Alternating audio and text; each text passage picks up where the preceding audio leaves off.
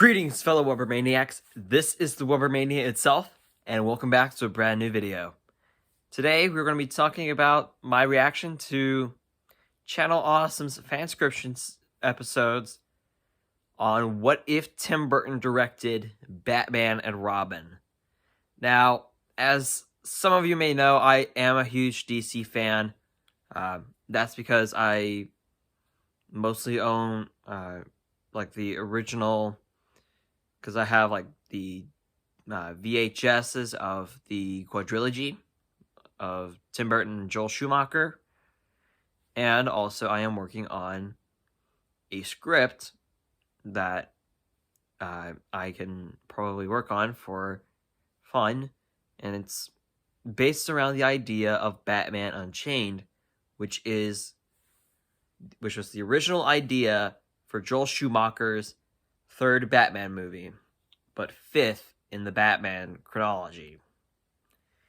In it, Joel Schumacher envisioned the Scarecrow, so I think that's a good idea.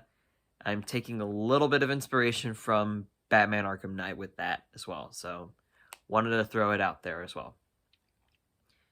Before we continue onward, I would like you to make sure that you like, comment, and subscribe to the YouTube channel and like the video. Comment what you think of the fanscription on Batman and Robin if Tim Burton directed it. We're going to be discussing parts 1 and 2, and you're going to hear somewhat of my predictions on part 3, if you will. Part 1, here we go.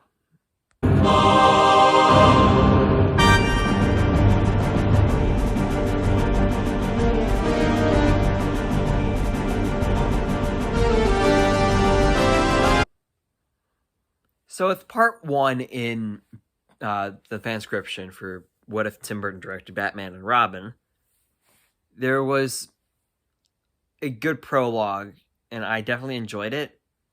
And if you haven't seen parts 1 or 2 of their fanscription, if Tim Burton directed Batman and Robin, I will leave a link to their videos in the description down below.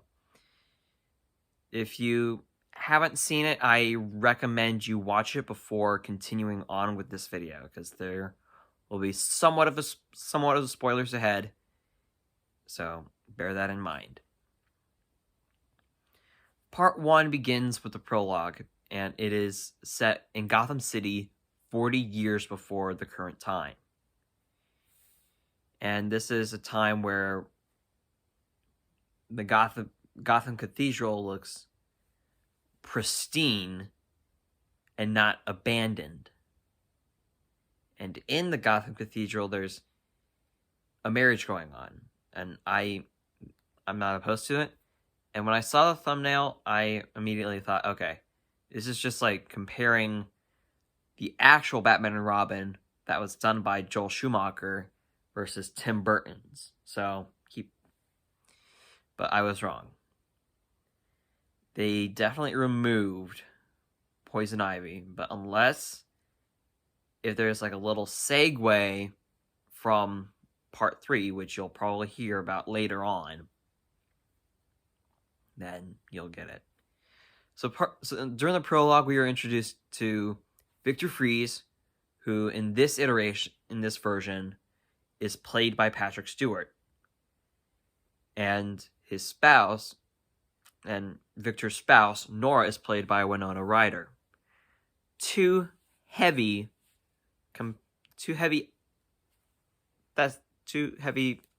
actors and acting people that I think were good fits. And it says a lot, because notably Patrick Stewart is known as Jean-Luc Picard in Star Trek The Next Generation and the Star Trek Next Generation movies as well. And then there's Winona Ryder with her iteration of Dracula, and the Beetlejuice, and I think there's also The Crucible, which I probably think that was a good movie, but we're not here to talk about that. So with the prologue is kind of setting the scene for the origins of Mr. Freeze.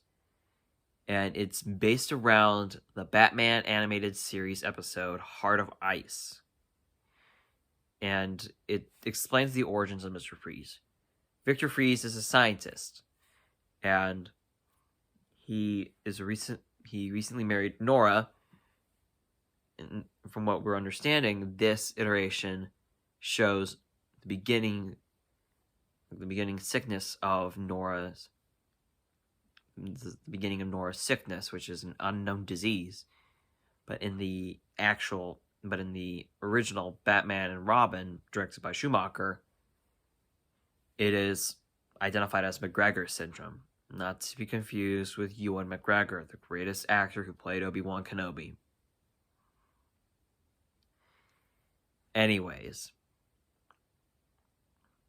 they've reached the point in the prologue. They reached the point to where the presider gives the approval, and gives permission to Victor to kiss the bride. As he's doing that, Nora is starting to show a little bit of sickness, and is semi-active.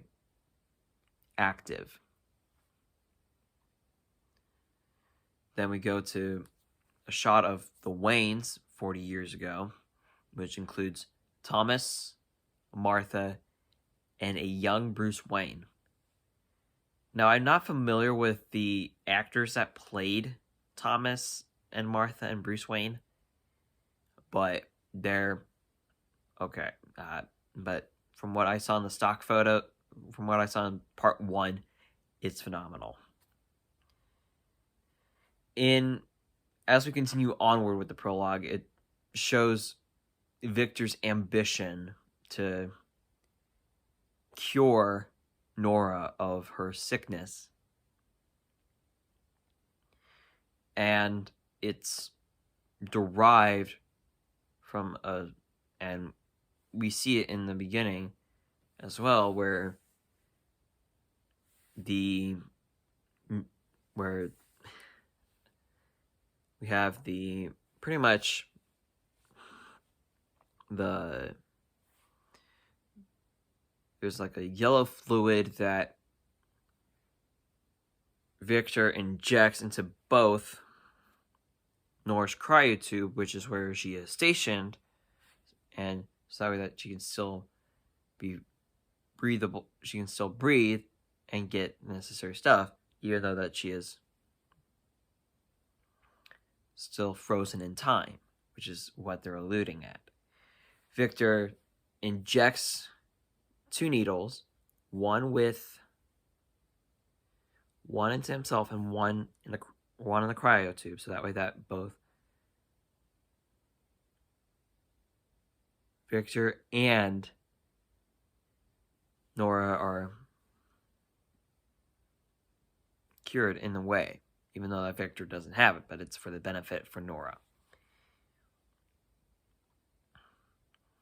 His ambition goes a little bit too far when he goes into Wayne Tech or Wayne Industries, in which he tries this experiment out, when he worked on the formula, and so to speak, as Victor was working on it, he sees light flicker on, and some men arrive with Tommy guns, and they overall manually destroy Victor's attempt at reviving Nora. His first one, at least. It results in the golden serum, as I'm now going to call it, into reusing it and losing its power, everything is malfunctioning and it results in an explosion. The cryofluids, or a cryofluid tank, emits its containment, but then we see a blue hand, meaning that Victor is now changed into Mr. Freeze. He wails in pain about the loss of Nora in that attempt. And that's the prologue in a nutshell. The next part is still in part 1, and it's Gotham City 40 years later, 40 years after the prologue, which takes place in the 1990s right now, because I think that's where it's pretty much set. And one of the things that caught my eye was the casting in the transition from the prologue to the beginning of to the actual current time. The casting that they had is they have Uma Thurman in a role, but what role is it? I don't know. Is it going to be Is it going to be Pamela Isley in part 3? More about that later, though. But we go through the crime wave. We go through the headlines of the Gotham's greatest crime wave, and it's pretty much busy day in Gotham until we get into we meet a familiar face, Catwoman, who not necessarily helps, but mugs a female Gothamite. There's some cash, some pearls, some jewelry, and that's about it. And with that instance, Robin gets reintroduced, and they fight, and we are then introduced. That's the end of that bickering. But then we cut to Bruce Wayne's office, in which he is conversing with a secretary of some sort, and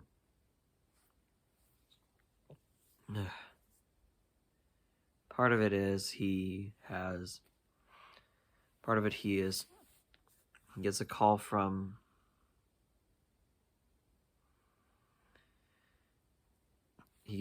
Dick Grayson, and he says, and he's trying to figure out what it's going on, and in part 1, there's probably and I'm gonna probably save it for overall, but you'll figure out later why I chose this idea.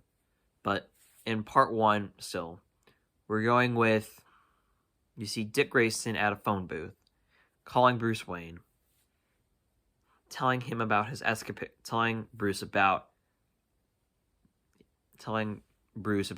his escapade with his fight with Catwoman. And then as he's wrapping up, he sees some hot chicks at Gotham City University, or GCU, or GCSU, don't know which college, but they're handing out flyers for a party, and one of the things that they're offering is beer. And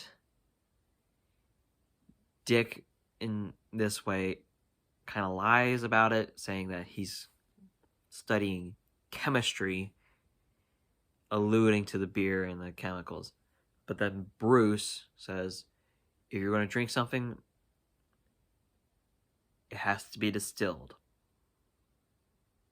Then, as he finishes, he says, as the the conversation ends, we're introduced to a redheaded girl waiting outside the payphone booth. We don't know it yet, but it is Barbara Gordon. And yeah, it's like the cat's got out of the bag. One of the infamous parts that I like in this iteration of What If Tim Burton Directed Batman and Robin is the party scene, in which there's still further involvement with Dick Grayson and his fellow classmates. He's drinking lots of liquid from a red Solo cup, and he just backflips. And as he's going through, he accidentally splashes some juice or some liquid on Barbara Gordon. We don't know it yet, but it is alluded to when one of Dick's friends says, "You know who that is?" And as the music is blaring throughout, you don't hear her name. And then Dick is like, "Wait, who?" And yeah, that's the gist of that scene. The next part is still in part one. We now move to the introduction to Chief Akins, who in this iteration is a new character played by a younger Lawrence Fishburne. And definitely, I think they might have done a good job with it. I like his character development right now. Notably, his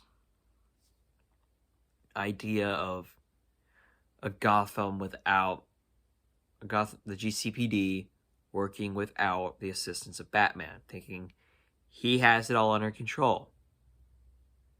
And it is that conversation that he gives the information about Commissioner Gordon, the current commissioner, saying that he is going to retire for unknown reasons.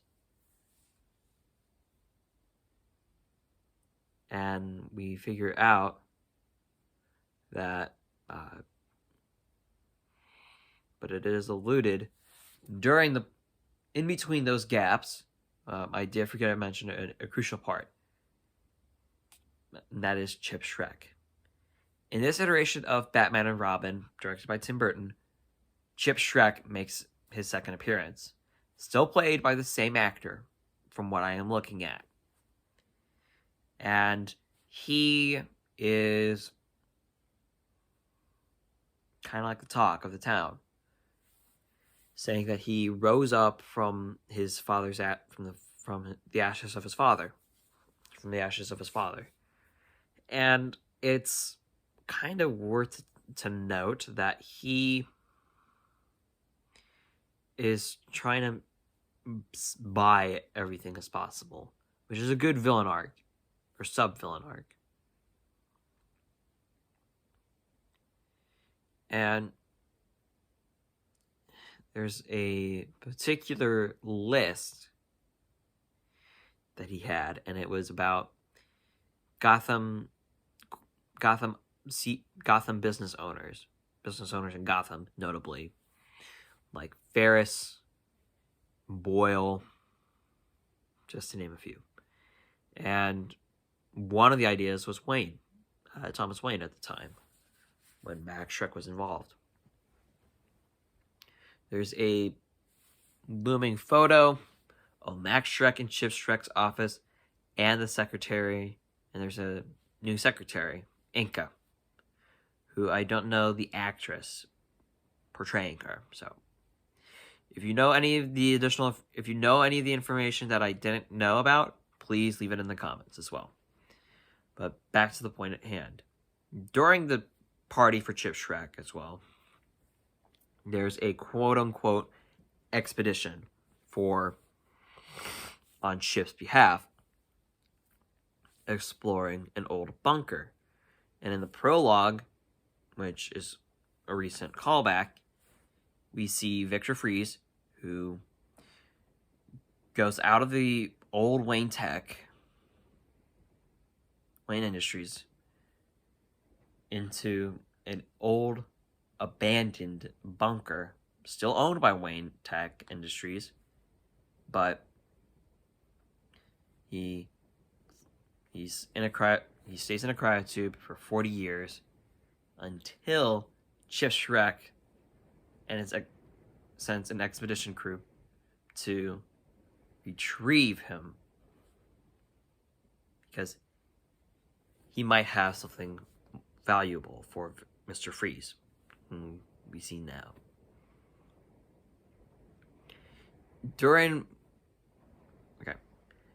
I want to make a quick apology on behalf of myself if you can hear the weather out, if you can hear some raindrops piercing the roof and the sides, yeah, it is a bad day to record. I apologize, but show must go on. Anyways, the next aspect I would like to discuss is Victor Fries, or now Mr. Freeze, and his ideology of criminal activity. He goes into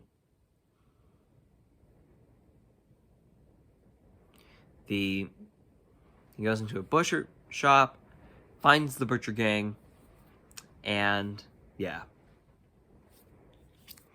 he's asking for muscle or manpower, and he's somewhat in. That's what they allude to. And there's a lot of stuff that I won't discuss, but it's worth mentioning. After the beer party, there's a scene in the new iteration of Batman and Robin that Channel also has done in their fanscription, and it's a fencing scene, a fencing class at Gotham University, in which we have Dick Grayson facing off against the girl from the party that he spilled the drink on. And we don't realize it, but it is actually the same girl.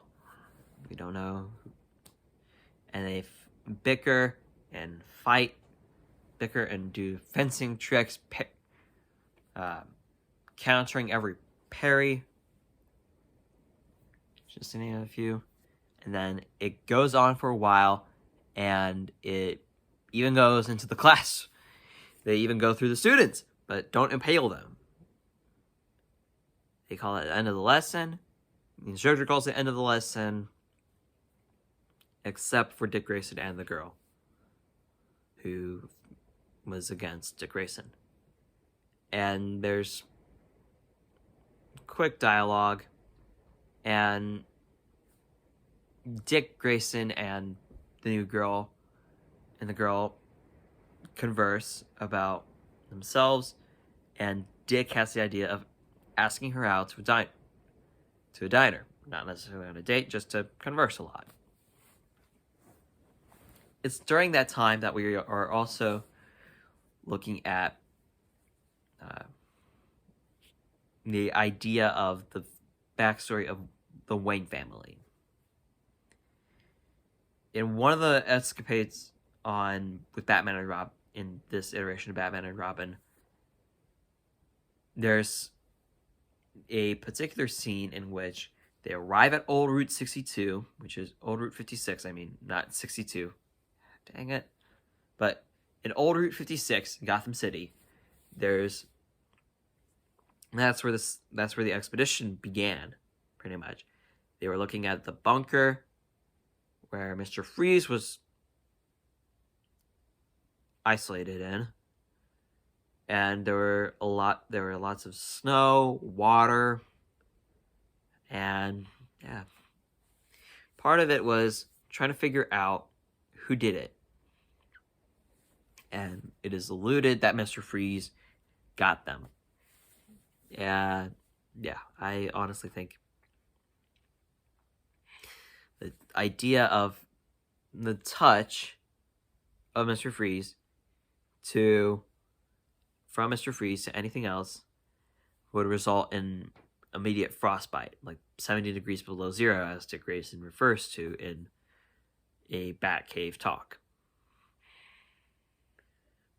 So, I know I haven't discussed a lot of things, notably the bike scene, the chase scene, and the introduction to this mystery figure that I'm probably betting is Barbara Gordon.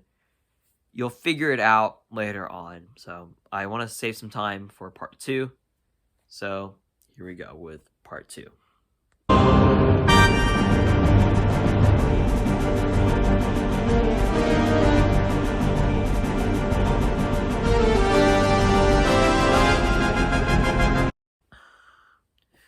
With part 2, here we go.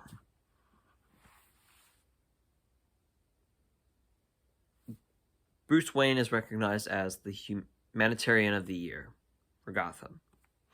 They do a recognition for him, and some familiar faces appear.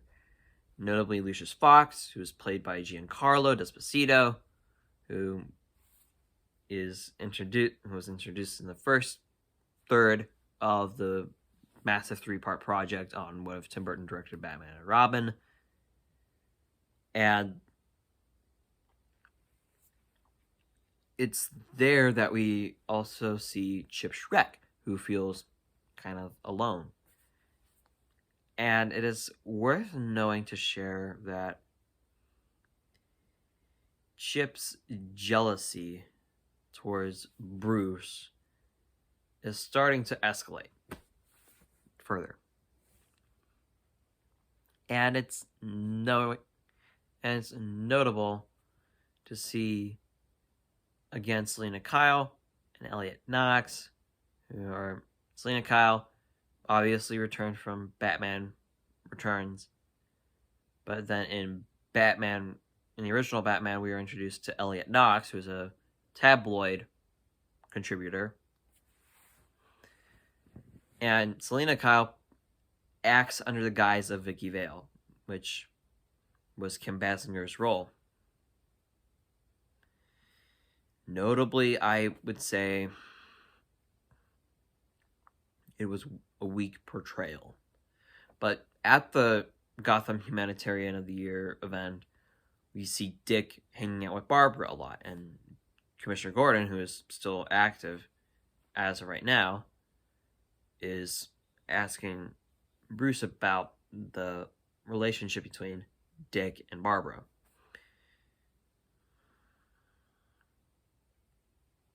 And it's also worth knowing to share that with part 2 of Batman and Robin, yeah, there's a lot to unpack with it.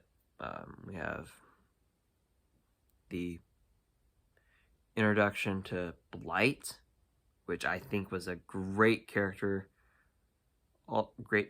transformation from Chip Schreck to Blight, which is because part 2 is called Fire and Ice, and it's alluded because I thought it was going to be like the two forces of nature. Like, it's another force of nature idea. Whereas in part 1,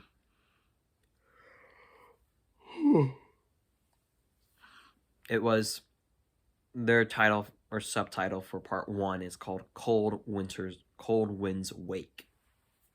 And it gives the origin of Mr. Freeze. In part 2, we see the Mr. Freeze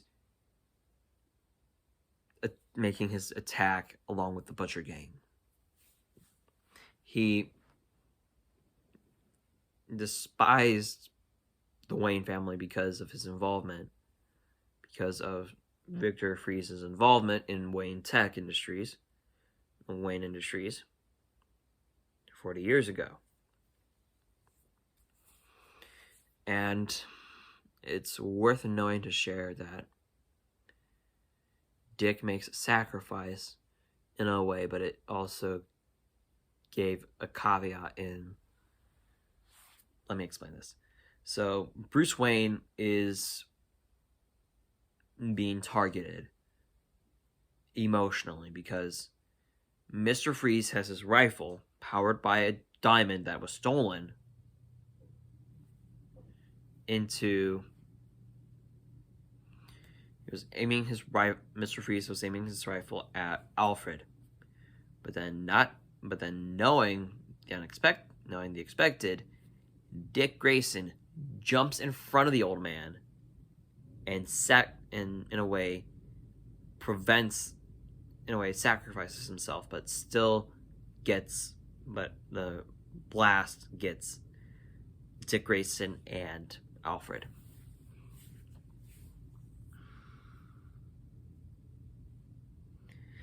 And part of it is that the idea in part 2 is also learning more about what happened 40 years ago. Notably, Victor Freeze was working on a serum to, as I said earlier, try and cure his ailing wife. But we learn more about it in part 2 with Elliot and Lucius when they are going down and when Elliot is looking for files to learn the truth about what happened. So it's kind of like playing an Uno reverse card, in which he started as a gossiper but wants to be a truth knower. He wants to know the truth and not make fun of it. It is during those scenes that we are introduced to Thomas Wayne before he got shot by Jack Napier in the original Batman, 1989. The idea was that there was a experiment that Victor did along with Thomas Wayne, in which they tested Victor's serum on a rat. I don't have an issue with rats, but unless it's the band, then yeah. Just kidding. I don't know much about the band Rat, so why did I even mention it? Part of it is that we get the experiment and its effects. We see that in the experiment, Victor's serum produces a glowing light, yellow, notably. And then it shows the skeleton of the rat, but still physically alive. He attacks, and it burns one of Wayne Tech's employees. And it's worth knowing to share that in this part, we have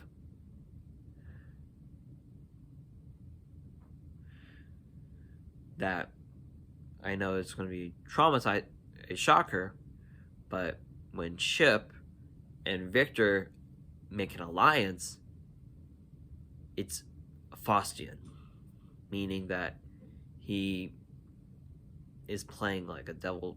He's playing like a game with the devil. with Victor working on the serum, and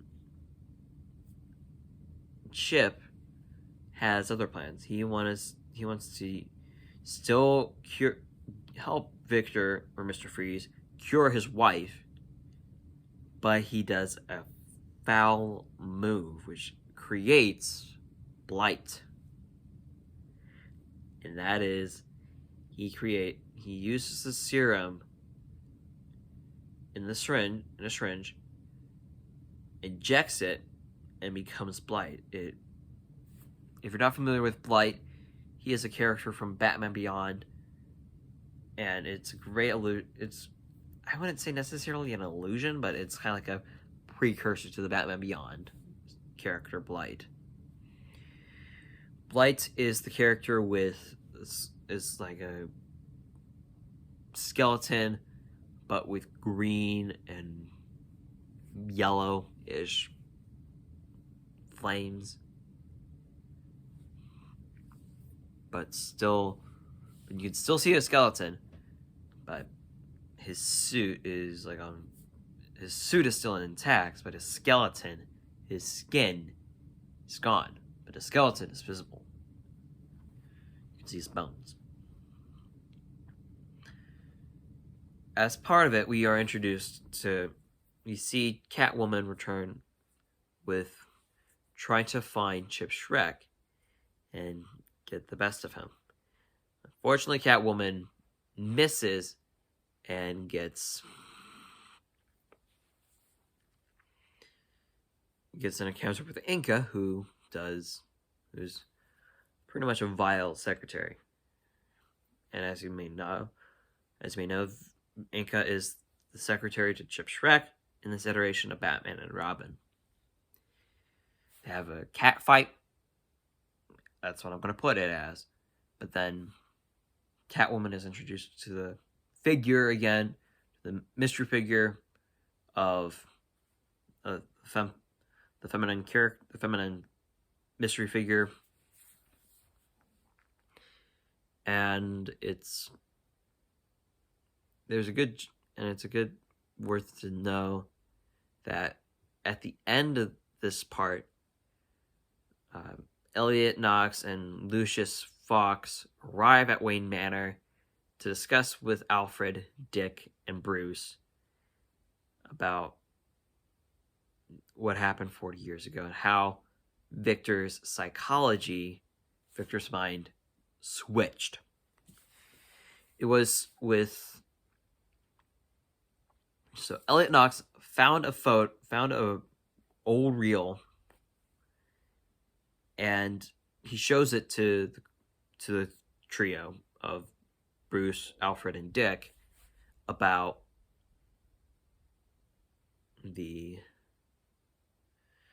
what happened post the experiment on the rat. It's just that Victor is a little traumatized and needs help, and Thomas Wayne he said that if he doesn't want to waste another life, but Victor is trying to find that cure. And it's worth knowing to share that in this part, we are then introduced to Blight, who is Chip Shrek, and Mr. Freeze, along with Chip's goons.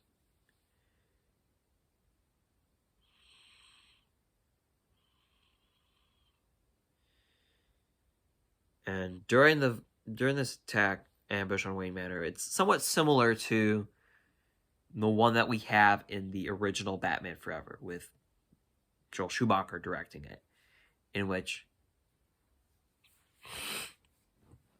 some of the items but it's an attack on Wayne Manor, but not an attack on the Batcave.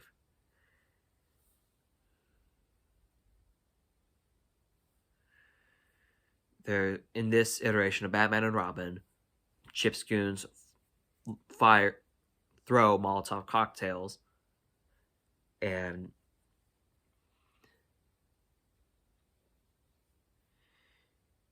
in a way, Chip is lying, but we will figure that out in part 3 and my prediction for it. But during the ambush and the attack on Wayne Manor, Alfred secures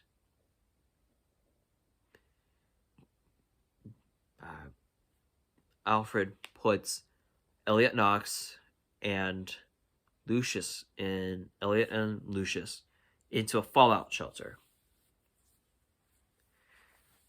And then during the ambush, Bruce, Dick, and Alfred go into the Batcave via the old grandfather clock.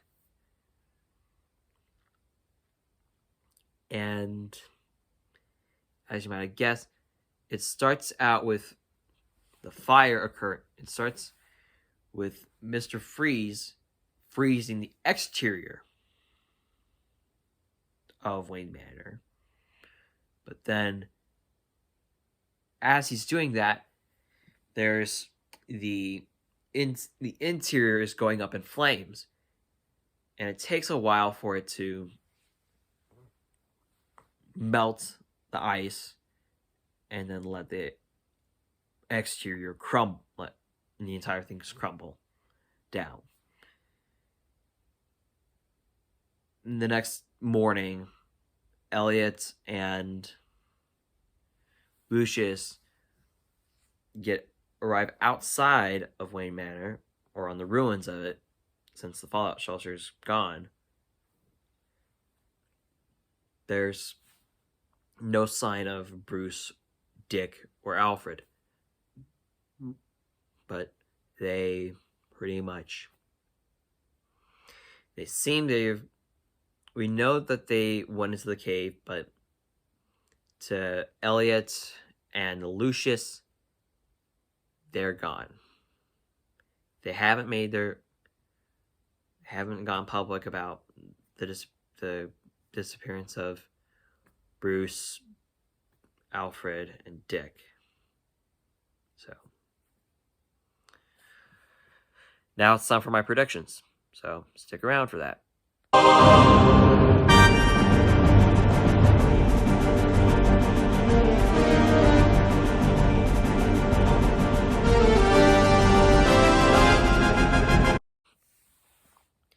My predictions for part 3.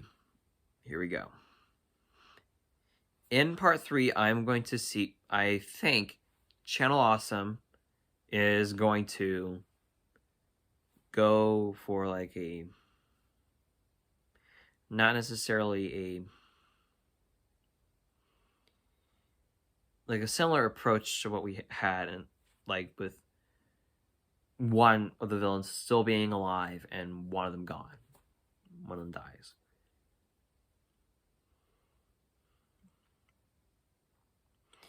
And in that, I'm also seeing the birth of Batgirl. And whoever this... I'm sorry, but I honestly think in part 3, I am also thinking about like a close friendship with Barbara and Pamela Isley, who is, I would think, in this universe, in this part, probably a GCU student just like Barbara and Dick, but loves botany. The soundtrack is amazing. I love like Barney Walker's composition, as well as the other music courtesy of Kevin MacLeod. In part 3, I would also like to see like the death of Blight, because it's kind of like what happened to the father happened to the son, and that's Mr. Freeze could probably be Victor could be reborn again, with the idea of curing his wife, and the idea of the Waynes helping refund Victor's mission to cure Nora of her affliction. I probably think, since we were introduced to Commissioner Gordon and Homicide Detective Chief Akins, I would think that either I could see it happening either way, in which in one scenario it could be Chief Akins gets the position of commissioner when Commissioner Gordon dies in part 3, but that will be the not fulfilling his promise to Barb, not fulfilling Barbara's promise for Jim Gordon. And as well, notably in parts, I'm trying to remember now, but I could also see there would also be like a death in the family. Not necessarily the Jason Todd reference, but I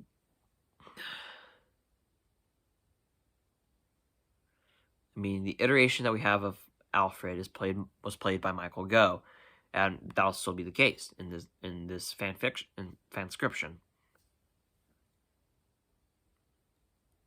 So it can go either way. I mean, we're probably going to see the villain, one of the villains dying and the other one being reborn anew, because I think that's what the Burton verse is all about, with the creation of like rehabilitating Harvey Dent in Batman, in Tim Burton's Batman Forever. Yeah, it's kind of interesting. So can't wait to see what Channel Awesome does with What If Tim Burton directed Batman and Robin Part 3. Until then, we'll just have to stick to parts 1 and 2. And as a little bonus, they do shorts on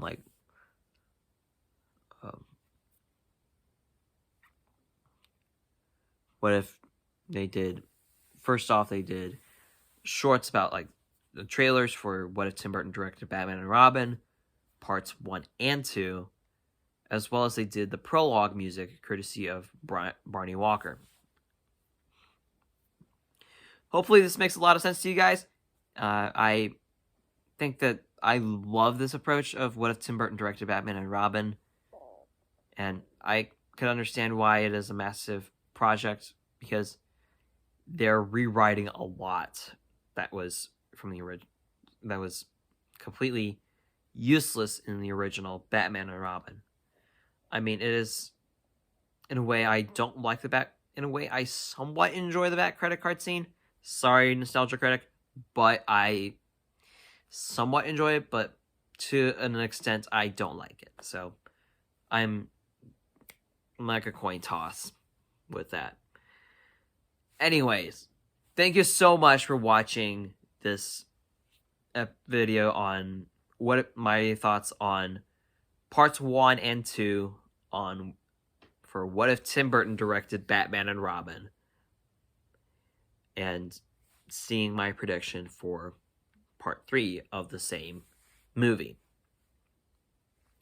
If you're new to the channel, make sure that you subscribe, like the video, comment in the towel section down below, and who knows, you might see something brand new every day. Until then, this is the Webermania signing off, and I'll see you again in the next episode.